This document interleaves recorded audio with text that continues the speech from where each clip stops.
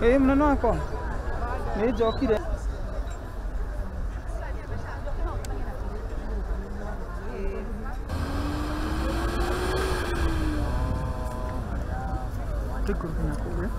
Jina naitwa Benson.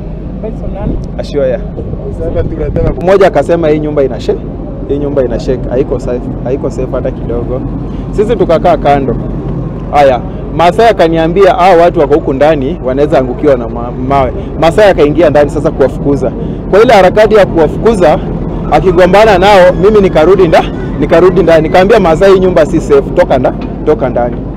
Kabla sijatulia mimi nikastukia tu sauti tu kutoka huko juu tu pap.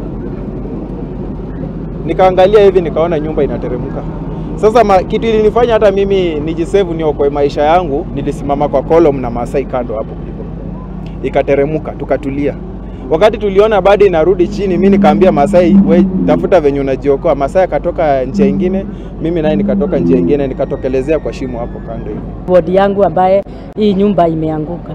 Kulikuwa katika hiyo harakati ya kutoa hiyo nyumba, ndio ilienda ikaangukia watu hapo, na ndio unaona watu tuko hapa, kuna wengine wamelaliwa katika na hii mjengo, na tunaendelea tu kuwatoa. So far tumetoa mtu mmoja. Na tukihoka ati andũ acio 10 makwamĩte nĩ magũkorwo makĩrutwo